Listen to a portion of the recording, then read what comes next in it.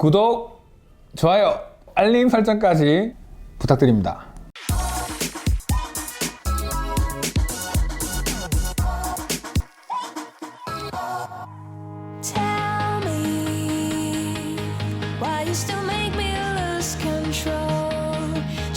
안녕하세요.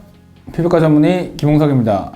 지난번에 제가 홈케어에 대해서 이야기를 드렸는데요. 그럼 홈케어에 가장 많이 이야기가 되고 있는 재생크림에 대한 이야기를 해볼까 합니다.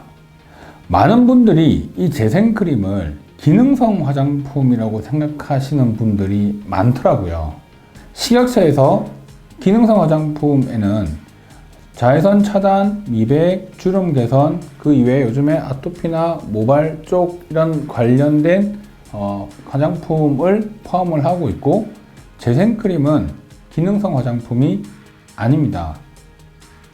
근데 우리는 너무나도 병원에서 시술하고 난 뒤에 재생크림이라고 하는 것에 익숙해서 이 재생크림을 늘 사야 될 것 같고, 재생크림을 사지 않고 안 쓰면 안 될 것 같은 느낌을 받죠. 그럼 이 재생크림에는 어떤 원리가 들어있는지를 이해를 하는 게 상당히 중요합니다. 보통 레이저나 관리나 시술을 하고 나면 피부 상태가 민감해지는 경우가 많죠. 붉어져 있고 열이 나기도 하고 화끈거리고 여러 가지 이런 증상들이 생기면서 회복될 때 피부가 건조해지고 당겨지기도 하고 이런 느낌들을 많이 받죠. 심지어는 어떤 시술 후에 저 피부 되게 예민해진 것 같아요 라는 이야기를 많이 하는 것도 그런 이유 때문입니다. 모든 레이저나 시술들이 다 그런 건 아니지만 실제로 피부가 좀 건조해질 수밖에 없는 환경들이 있기는 하죠. 재생크림은 첫 번째는 레이저나 시술 후에 피부 장벽이 약해져 있고 손상받아져 있는 이 상태를 빠르게 회복시켜주는 개념입니다. 즉, 무너진 피부 장벽 상태를 건강하게 돌릴 수 있게 만들어주는 게 첫 번째죠. 두 번째는 상처가 났단 말이에요. 하여튼 미세하게 상처가 났어.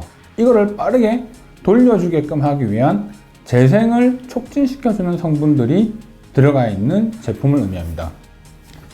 요즘은 화장품 매장에 가면 시카 뭐뭐뭐라고 하는 시카라고 이름이 붙은 제품들이 상당히 많이 출시되어 있습니다. 이 시카는요, 센텔라 아시아티카라고 하는 학명의 앞글자와 뒷글자를 붙인 용어예요. 우리나라 말로 병풀입니다. 병풀. 호랑이 풀이라고도 하죠. 우리 마데카솔에 보면은 그 붙어 있는 그 풀 모양, 그게 바로 병풀입니다. 옛날에 호랑이가요, 상처가 났을 때 그 풀 옆에 가가지고 상처를 회복시키려고 비볐다고 해가지고 호랑이 풀 또는 병풀 이렇게 부르는데, 이 병풀의 학명이 센텔라 아시아티카입니다. 이 안에는 재생을 촉진시켜주는 다양한 성분들이 들어있어요.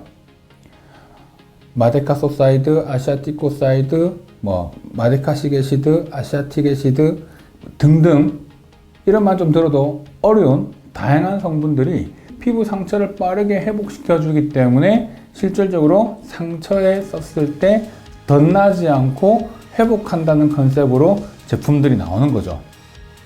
우리 어릴 때 TV 보면 마데카솔 하면 상충 지지 말고 상처 덧나지 말고 깨끗하게 아물게 해주세요 라는 이런 문구를 통해서 홍보를 많이 했잖아요. 엄만, 널 예쁘게 키우고 싶어. 어머, 힘주겠네. 새살이 솔솔 복합 마데카솔. 새살이 잘 돋았구나. 응?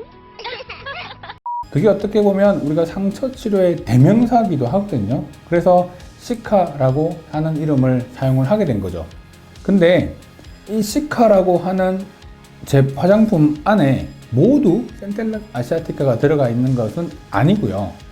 그냥 요즘은 시카라는 그 말 자체가 마치 재생크림의 하나의 대명사처럼 되어버린 거죠.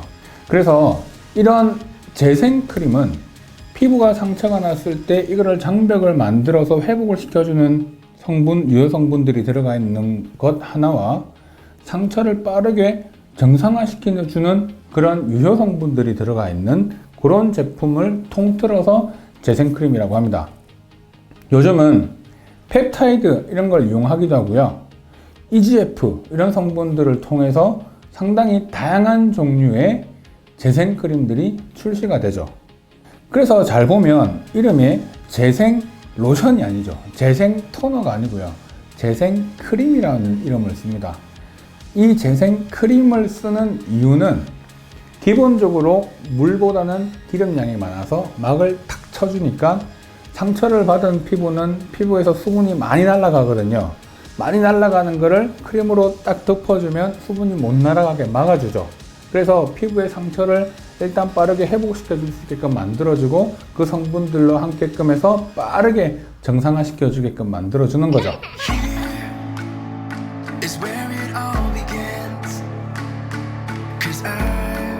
그럼 재생크림은 우리가 꼭 상처나 시술 후에만 발라야 될까요?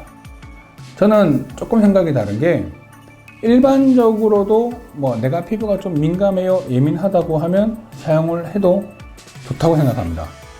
그 이유는 우리 피부가 이렇게 늘 건강해 보이고 괜찮아 보이지만 지금 요즘에 늘 문제되죠. 미세먼지, 환경오염, 자외선 등등 여러 가지 이런 외부의 안 좋은 요인들이 내 피부에 닿잖아요. 닿으면서 이 피부 상태는 미세하게 계속해서 상처가 나요. 그래서 이런 상처가 나는 것들을 회복시켜 주게끔 하기 위해서 재생크림을 사용하는 분들도 많이 계십니다. 그리고 그 원리도 크게 벗어나지 않고요.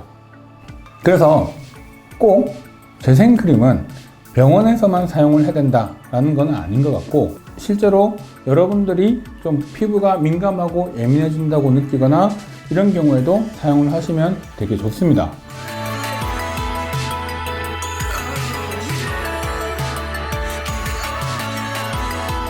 부시딘, 박트로반 이런 연고들이 상당히 시중에 많이 쓰는데요. 그럼 이 연고와 이거의 차이는 뭔가라고 하는 부분이에요.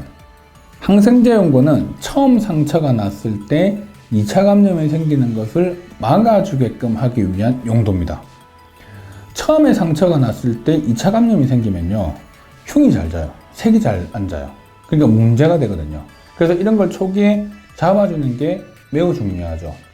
보통 2, 3일 지나고 좀 어느 정도 상처가 회복되고 난 이후에는요, 이거를 좀 더 본격적으로 상처를 빠르게 회복해서 정상화시키려고 하는 힘이 있을 거 아니에요.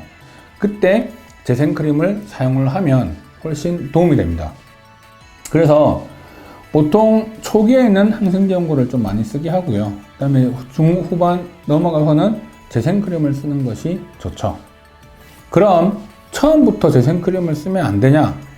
또 그것도 아닙니다. 뭔가 상처가 났는데도 좀 깨끗한 상처가 있어요. 굳이 2차 감염의 위험을 걱정하지 않아도 되는 상처가 있는 경우에는 재생크림을 쓰셔도 됩니다.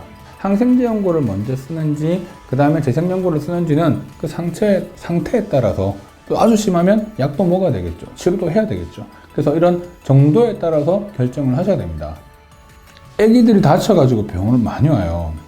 그러면 저희들이 딱 보고 이 상처는 조금 곪을 것 같고 염증이 생길 것 같아 라고 생각이 들면 보통 항생제 연고와 먹는 약을 줘서 2차 감염을 예방하는 데 좀 더 집중을 합니다.